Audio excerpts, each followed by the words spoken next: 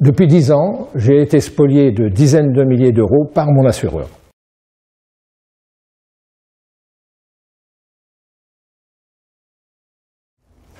Je tiens à faire observer que depuis au moins 2 années, j'ai eu plusieurs fois l'occasion de prévenir à la fois mon assureur ainsi que les différentes autres institutions que j'envisageais de créer mon propre site assuranceviespoliation.com.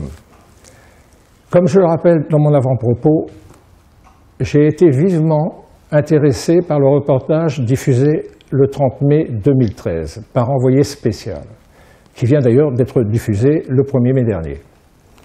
J'ai pris à cette occasion conscience de l'énorme ampleur des scandales inqualifiables qui peuvent exister dans le domaine de l'assurance vie, après le décès des souscripteurs.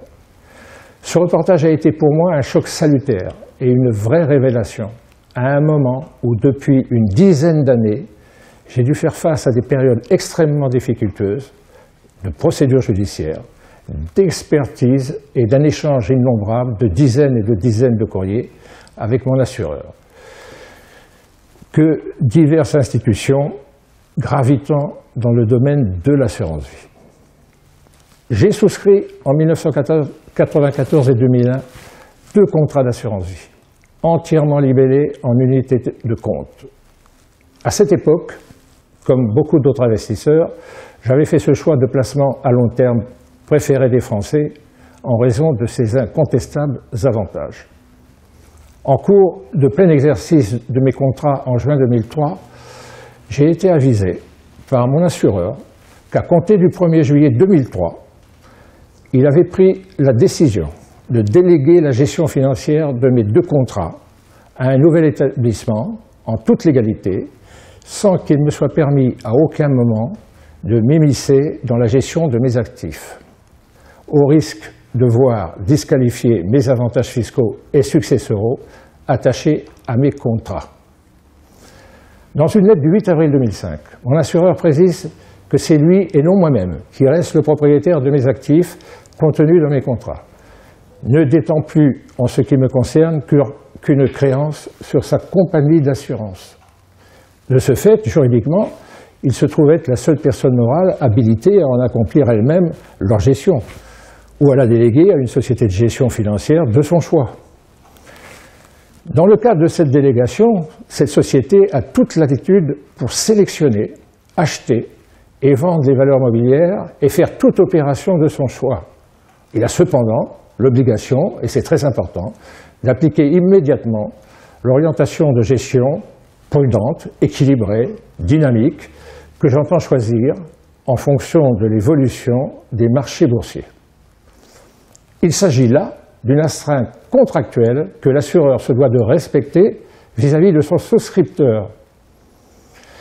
Ces explications préliminaires étaient nécessaires. Elles sont fondamentales et j'y reviendrai probablement plus tard. Par des courriers recommandés, avec accusé de réception, en date, les 5 juillet 2004, 2 février 2005, 7 juillet 2005 et 20 janvier 2006, j'ai demandé à mon assureur que l'on me fournisse les explications sur des opérations inhabituelles réalisées depuis septembre 2004 et de m'informer si des frais de gestion avaient été débités et, dans cette hypothèse, de me les justifier. Bon. Mon assureur, entre-temps, s'est contenté, tout simplement, de me répondre le 8 avril 2005 qu'il ne pouvait que comprendre mon désappointement et qu'il se rapprochait de son intermédiaire pour obtenir des éclaircissements. Ce n'est que le 26 juillet 2005, après ces multiples relances, que mon assureur m'a fait parvenir 2 tableaux se rapportant à des opérations intervenues dans tout le premier jour de septembre 2004, sur chacun de mes contrats, soit immédiatement après que ce gestionnaire ait été informé qu'il était mis un terme à sa délégation de mandat à compter du 30 septembre 2004. Avec effarement, ces 2 états faisaient apparaître de grossières erreurs de calcul, de devises, et omettaient surtout de mentionner pas moins de 11 lignes de valeur, ce qui, pour chaque contrat, représentait un montant financier global très important. Après 14 mois, et à compter du 1er juillet 2003, la gestion de mes 2 contrats d'assurance vie, qui avaient été délégués sous la tutelle de mon assureur, n'a pas été conduite, loin s'en faut, en faveur de mes propres intérêts. Pendant près d'1 an, les actifs de mes 2 portefeuilles n'ont pratiquement pas bougé et des montants importants de liquidités à 2 reprises n'ont pas été placés, sans que jamais je puisse en obtenir les raisons. Et pourtant, j'ai tout lieu de penser que ces liquidités ne sont pas restées dans la réalité inemployées. Je n'ai jamais pu obtenir une seule explication, puisque l'expert nommé par le tribunal a fait valoir que cette question ne relevait pas de sa mission. La législation est très restrictive à l'égard des assurés. Vous ne pouvez jamais accéder à l'enregistrement interne de toutes les écritures comptables, et principalement pour les valeurs qui ont été achetées en début de chaque trimestre, exemple de juillet, et qui ont été revendues à la fin du trimestre, par exemple 29 septembre. Il s'agit là d'une simple constatation que le législateur, à tort ou à raison, n'a pas prévue, mais qui présente l'inconvénient majeur, par exemple, de ne pas savoir si ces liquidités ont été véritablement placées ou pas, voire même déplacées dans un court terme. Je n'ai eu en effet aucun moyen de savoir auprès de mon assureur. Dans les tout premiers jours de septembre 2004, date à laquelle l'intermédiaire financier savait que la gestion de mes contrats lui était retirée, j'ai été atterré de constater que l'ensemble de mes 2 portefeuilles avait été brutalement mouvementé. Toutes les lignes de titres composant mes actifs, une 60aine au total, avaient été vendues pour être remplacées immédiatement, en 48 heures, par d'autres valeurs émises, également par cet établissement financier. Ces opérations n'avaient eu pour seul but que de provoquer la facturation de frais de transaction incroyables d'un montant de 17 500 €, dont j'ai réclamé, comme il se doit, le remboursement. Pour vous donner un ordre d'idée, quelques jours à la fin du mois d'août 2004, mes 2 portefeuilles étaient composés de 6% de valeurs émises par le gestionnaire. A contrario, dès les 3 premiers jours de septembre 2004, j'ai dû me rendre à l'évidence que toutes les lignes d'actifs de mes 2 contrats avaient été vendues pour ensuite être chargées, tenez-vous bien, d'autres produits également émis par ce même gestionnaire, à hauteur cette fois-ci de 87% du montant global de ces lignes, soit une progression 14 fois supérieure, bien entendu, à son seul profit, décision malhonnête, excluant toute probité de sa part. De plus, dans ce type de transaction, ces frais ne sont pas, dans ce cas, contractualisés, puisqu'il existe une règle dite de place, qui se trouve appliquée par tous les émetteurs de valeurs mobilières, et qui fait qu'ils ne prélèvent pas de frais d'entrée quand ils cantonnent leurs propres produits à l'intérieur des portefeuilles d'assurance vie dont ils assurent la gestion pour leurs clients. À titre d'exemple, mon intermédiaire actuel fait usage de cette disposition et selon sa propre tarification, il ne m'aurait débité pour les mêmes opérations que 1 900 € de courtage au lieu de 17 500 €. J'ai eu l'occasion à maintes reprises de soulever ce problème, tant auprès des représentants juridiques, avocats de mon assureur, tant qu'au cours des réunions expertales, et je n'ai jamais pu obtenir de prise de position de vive voix, ni aucune précision de l'expert, qui s'était pourtant engagé à rédiger un procès-verbal. Malgré les 2 ou 3 rappels écrits de ma défense et mon appel téléphonique, cet engagement n'a pas été respecté pour des raisons que seul ce juriste pourrait nous en donner des explications. En outre, toutes les valeurs obligataires détenues qui procuraient un rendement annuel de 7% ont été vendues au début de septembre 2004 pour des raisons mensongères afin de procéder à des rachats de 6 caves monétaires, elles-mêmes émises par cet intermédiaire gestionnaire, qui, elles, n'ont rapporté sur la période que 0,52%. Ceci démontre, s'il le fallait encore, qu'il gérait toutes ces opérations pour son propre profit. Cette différence de rendement a produit un préjudice à mes dépens qui s'est élevé à la somme de 13 500 €. Cette opération n'était pas, bien sûr, un acte normal de gestion et mon assureur a été condamné à me rembourser cette somme. Le mandat de ce gestionnaire n'a duré que 15 mois et les tribunaux ont reconnu sans ambiguïté des erreurs de gestion. Pendant ce temps, mon assureur, de son côté, propriétaire de mes actifs, a perduré, en dehors de toute déontologie, de me facturer pour 27 400 € de prestations, de frais de gestion administrative, dont le moins que l'on puisse dire n'avait pas été loin sans faux, accompli en toute probité par l'une et l'autre partie. Même s'il s'agissait d'une prestation contractuelle, lors de la signature de mes contrats, jamais je n'aurais, malgré mes demandes réitérées, pensé naïvement que cette somme ne puisse pas en partie être reconsidérée, mais encore une fois, c'était faire preuve de beaucoup de naïveté. Par courrier recommandé, avec accusé de réception du 10 mai 2006, j'ai, par l'intermédiaire de mon conseil, mis en demeure cet assureur d'avoir à me communiquer un état rectifié, complet et détaillé des frais débités, justificatif à l'appui, faisant apparaître la totalité des opérations, contrairement au premier état du 26 juillet 2005. Par lettre du 24 mai 2006, mon assureur s'est contenté de me répondre qu'il interrogeait la société gestionnaire et qu'il ne manquerait pas de revenir vers moi pour me faire part des réponses obtenues. Contractuellement, mes relevés de situation d'actifs sont trimestriels et il m'a fallu attendre de recevoir celui du 30 septembre 2004 afin de pouvoir le comparer avec celui du 30 juin précédent. Il ressortait en effet des indications et des pièces fournies que des sommes très importantes au titre de frais de transaction avaient été prélevées à mes dépens pendant la durée de ce troisième trimestre 2004. Les indications de mon assureur étaient particulièrement opaques, ce qui n'était pas acceptable.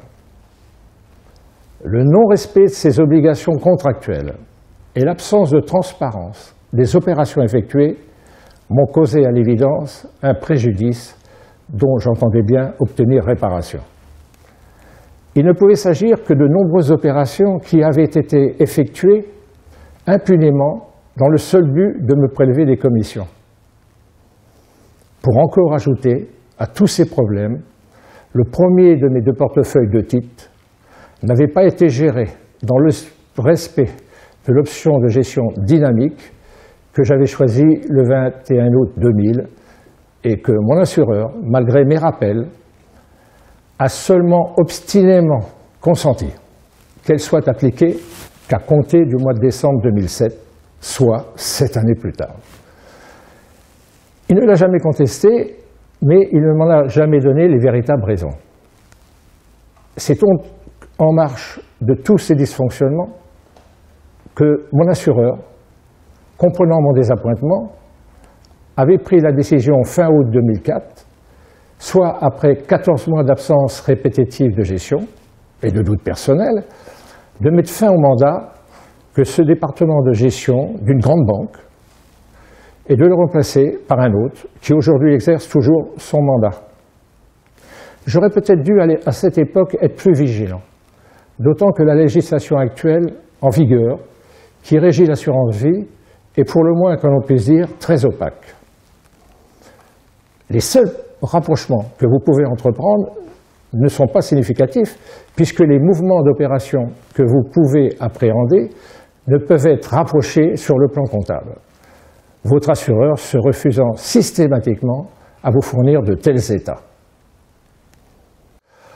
À cet instant, je me dois de vous avouer que, n'ayant jamais eu, au grand jamais, douté de la probité de mon assureur, en qui j'avais une pleine et entière confiance, je me suis retrouvé pendant quelques semaines complètement abasourdi car je n'arrivais pas, moi qui avais reçu une éducation stricte qui exonère toute malhonnêteté, de découvrir qu'à contrario, toute cette confiance que j'avais eue envers ma compagnie d'assurance pendant plus de 10 années s'était trouvée complètement bafouée, ainsi que par un gestionnaire indélicat dont elle était juridiquement responsable. Nous sommes loin des appels incessants que peuvent nous faire les hauts dirigeants qui gravitent dans le domaine de l'assurance vie, comme la FFSA, voire mon avant-propos. Ils ne cessent répétitivement de vous convaincre que vous devez avoir une confiance absolue à l'égard des compagnies d'assurance vie, mais dans la réalité, je pense qu'il leur faudrait tout d'abord manifester auprès de leurs propres adhérents beaucoup plus d'autorité et de rectitude. Aucune réponse n'étant intervenue à mon courrier du 10 mai 2006, et c'est la raison pour laquelle je me suis vu contraint d'assigner au tribunal mon assureur le 19 juillet 2006, j'avais suggéré qu'il ne me répondait pas pour faire en sorte de m'opposer la prescription qui ne dure que 2 années et qui arrivait à échéance début septembre 2006. Je rappelle qu'en matière de contrat en déshérence, cette prescription est de 30 années. Je n'avais pas d'autre solution que d'obliger mon assureur, par contrainte judiciaire, à ce qu'il me fournisse les états détaillés complets que je n'avais cessé de lui réclamer. Il m'aura fallu tout de même attendre 14 mois pour recevoir les seconds tableaux, datés du 22 décembre 2006.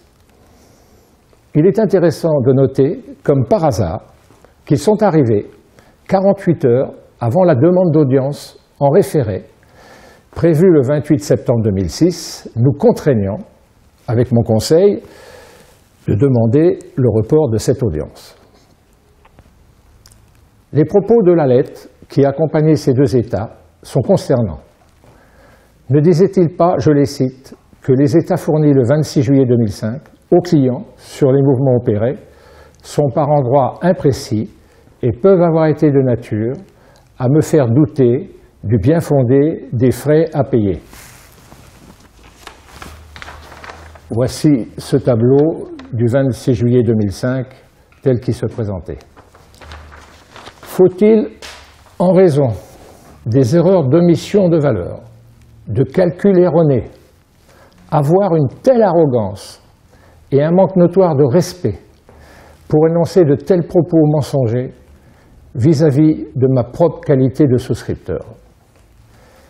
Ces états ne sont pas de véritables documents comptables, sauf le 4e que j'ai reçu le 22 janvier 2009, 3 ans et demi après le premier, que j'envisage de commenter lors d'une prochaine vidéo.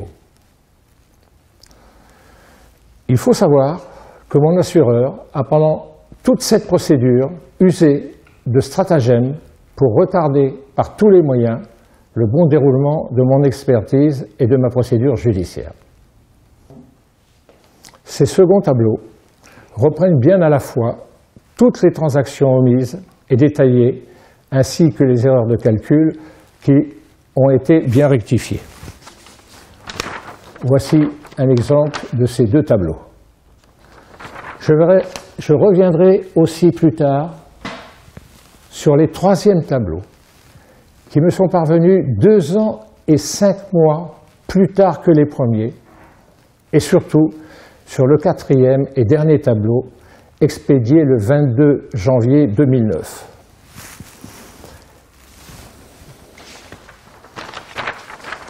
Voici également ce tableau. Oui, c'est sûr.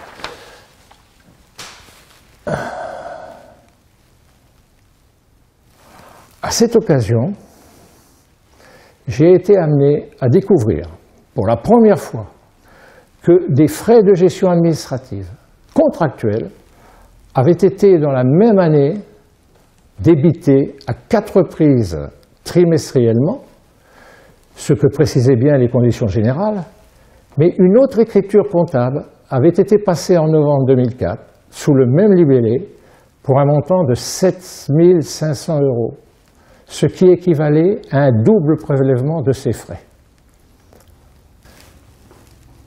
Il est inconcevable de la part d'un assureur que ses propres tableaux qu'il m'a fournis comportent autant d'erreurs répétitives les uns par rapport aux autres. Et je ne manquerai pas également, à une autre occasion, de le démontrer. Ainsi, il est permis, sans conteste, de douter de la sincérité et de la bonne tenue des écritures comptables nécessitées par toutes les opérations de transaction, tant aussi bien des ventes que d'achats, des frais de gestion administrative, voire financière, ainsi que des courtages débités par votre assureur. Puisque, sous couvert de la législation, elle ne vous permet pas d'accéder à aucun moment, malgré les nombreuses demandes écrites, à toutes ces informations qu'il possède pourtant dans ses banques de données. Ma dernière lettre à ce sujet datait du 17 décembre 2011. Aujourd'hui, malgré toutes mes démarches, que ce soit de mon assureur, son médiateur, de même que le médiateur de la FFSA, mes questionnements restent chroniquement toujours sans réponse. La seule et unique solution pour les obtenir a été d'assigner mon assureur en justice, comme je l'ai fait, ce qui m'a permis, sur les injonctions du tribunal, de me les faire communiquer et de découvrir amplement les malversations spoliatrices dont j'ai été victime. Il est bien évident que nous ne pourrions incessamment renouveler ces assignations lorsque, systématiquement, nous ne recevons aucune réponse, comme je viens de l'exposer, car nous devrions sans cesse devoir rester en justice. J'attire votre attention qu'avant que vous puissiez avoir l'opportunité intuitive d'avoir un doute, il peut s'écouler plusieurs mois qui jouent contre vous, en raison du délai rapide et inconcevable décidé par le législateur en matière de prescription, qui ne peut pas dépasser, je le rappelle, 2 années. Combien d'assurés, parmi plusieurs dizaines de millions de souscripteurs qui ont choisi ce placement, le savent-ils? Qu'arrive-t-il quand, comme moi, j'ai maintenant la certitude que mon assureur et le tribunal ont reconnu m'avoir spolié en 2004 de milliers d'euros, ainsi qu'en 2010-2011 d'environ 40 000 euros, avant même que pour ces 2 dernières années, mon jugement n'avait pas encore été prononcé, puisqu'il ne l'a été que le 27 octobre 2011. J'ajoute que ce jugement, pour des raisons que je ne m'explique pas encore aujourd'hui, la présidente du tribunal, qui jugeait mon affaire, n'a pas consenti, lors de la dernière séance plénière, que ma défense puisse plaider mon dossier. J'ai définitivement, à cette occasion, eu le sentiment que tout le déroulement de ma procédure m'avait posé beaucoup de problèmes inexpliqués, et sur le champ, j'ai immédiatement pris la décision de ne pas faire appel à ce jugement, déterminé à reprendre ainsi toute ma liberté d'initiative. Aujourd'hui, par exemple, je me trouve toujours dans la situation, après avoir été abusé à 2 reprises, d'un doublement de mes frais de gestion administrative, de savoir si ces doubles prélèvements ne l'ont pas été depuis presque 20 ans, et rien ne peut m'empêcher de le penser. Dans cette hypothèse, vu le montant de ces frais générés annuellement, on peut considérer sans trop se tromper que les sommes qui avaient été scandaleusement prélevées peuvent atteindre pour certains contrats des centaines de milliers d'euros. Il m'arrive très souvent, depuis des années, de me poser la question de savoir si d'autres anciens assurés comme moi ont conscience qu'ils peuvent avoir été victimes de spoliation de leur vivant. Je ne cesse également de penser aux millions d'assurés qui se trouvent sans le savoir, peut-être dans cette même situation, Ont-ils l'entendement nécessaire? Sont-ils bien conseillés? Ont-ils les ressources financières leur permettant de procéder à une assignation en justice qui peut atteindre des milliers d'euros d'honoraires? Il faut bien avoir à l'esprit qu'au même titre que les contrats en déshérence, qu'un assureur cherchera toujours, par des artifices fallacieux, de retarder ou faire abandonner toute poursuite. Il aura fallu, en ce qui me concerne, 7 années de procédure judiciaire et d'expertise et faire preuve d'une grande pugnacité pour avoir vécu un tel parcours du combattant aussi difficultueux. Je pense également aux 6 000 centenaires qui, selon les statistiques, sur 20 000 en vie, possèdent encore aujourd'hui d'anciens contrats d'assurance vie. On peut légitimement se poser la question de savoir si, en raison de leur âge, leurs clauses bénéficiaires sont-elles toujours en adéquation avec les personnes qu'ils ont désignées et qui peuvent se trouver décédées. Ont-ils eu la capacité de penser, sinon d'avoir été conseillés, qu'il leur faudrait sans doute réactualiser, s'ils en ont encore les moyens, la désignation de leurs bénéficiaires? Les assureurs savent surtout qu'à partir d'un certain âge, comme le mien, vous ne pouvez pratiquement pas changer de compagnie d'assurance. Dans le cas contraire, vous perdriez toute votre antériorité et il vous faudrait racheter la totalité des actifs de vos contrats, ce qui ne se ferait pas gratuitement. Mais surtout, si vous persistez à vouloir réinvestir ces capitaux dans une nouvelle enveloppe d'assurance vie, vous perdriez les 8 ans qui vous permettent de bénéficier de ce placement à long terme, dans des conditions avantageuses, fiscalement et successoralement. D'éventuels rachats partiels dans les 3 premières années, ainsi que les primes versées après 70 ans, sont lourdement imposées. Pour se donner une idée de ce que pourrait atteindre le montant global des spoliations qui sont susceptibles d'intervenir comme moi de mon vivant, on sait qu'il existe 15 millions de contrats d'assurance vie dont les encours d'actifs cantonnés sont de l'ordre de 1500 milliards d'euros. Il faut aussi savoir que 1% de ces souscripteurs, soit environ 15 000, ont des contrats qui atteignent 500 000 euros, voire les dépassent.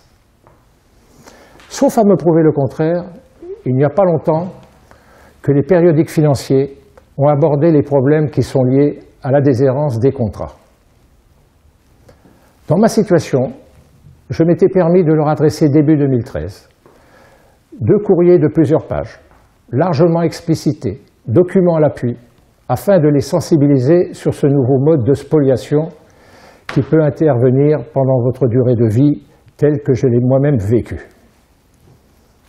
À l'exception de Que choisir, revue du consommateur, aucun autre périodique n'a daigné me répondre, ni même m'appeler une seule fois. Malgré la précaution que j'avais prise d'expédier, comme je le fais fréquemment, ces lettres par voie de recommandé. Le 31 octobre 2012, le rédacteur en chef de UFC Que choisir a répondu à mes courriers précédents et je vais vous en lire les principaux propos contenus dans cette lettre qui en disait long. J'ai le regret de vous informer que nous ne sommes pas armés pour analyser correctement votre dossier, qui dépasse de loin les problèmes de consommation au quotidien. Seul un analyste financier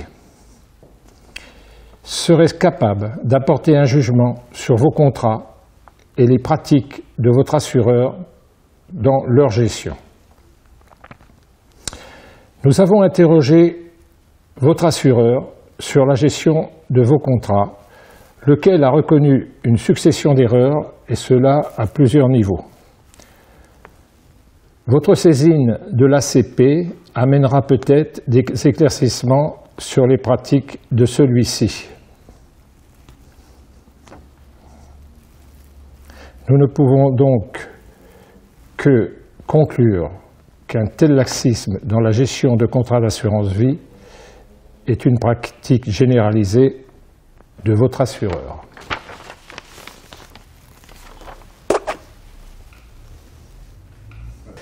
J'ai eu aussi une satisfaction suprême, que je ne peux pas cacher, de recevoir le 18 janvier 2013 une lettre du directeur général de ma compagnie d'assurance, actuellement en poste, qui enfin, après moult échanges de courrier depuis fin 2004, a bien voulu effectuer son acte de contrition, me gratifiant au nom de sa compagnie, et je l'en remercie, d'une réponse qui ne peut plus l'absoudre de s'être acharné chroniquement sur ma personne en raison probablement de mon âge et surtout d'un manque de perplexité sur ma totale pugnacité. Pour ne pas dévier d'une seule ligne sur les termes exprimés dans ce courrier, je vais vous lire son texte.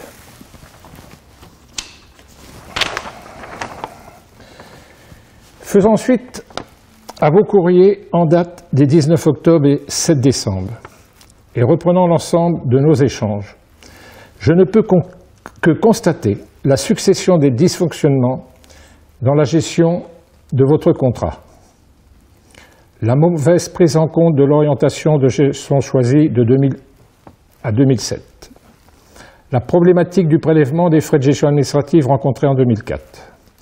Le paramétrage des frais de gestion financière de 2010 à 2012. Alors qu'ils avaient été négociés à zéro lors du transfert de la gestion financière auprès de l'actuel gestionnaire. Vous m'envoyez sincèrement désolé et je vous révèle toutes mes excuses au nom de ma compagnie pour les désagréments occasionnés par cette situation. Cette reconnaissance est lourde de conséquences car elle ne l'exonère plus vis-à-vis d'autres souscripteurs qui, comme moi, ont d'anciens contrats et qui n'ont pas eu l'opportunité divinatoire de découvrir de tels dysfonctionnements dans la gestion de leur portefeuille. Je vous annoncerai une prochaine fois, mais elle n'aura pas de difficulté à se reconnaître, la raison sociale de cet assureur. J'ai encore beaucoup de choses à révéler sur ce sujet, qui ne manqueront pas d'attirer, j'en suis intimement persuadé, l'attention des internautes qui peuvent, sans le savoir, se trouver dans la même situation.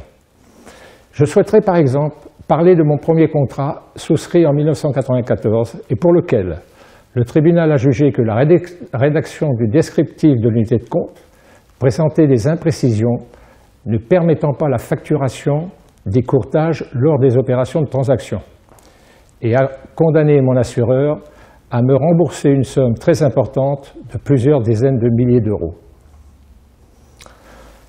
Je pense que les souscripteurs de tels contrats, et peut-être ceux d'autres compagnies, pourraient faire valoir ce jugement pour lequel il n'y a pas eu de prescription.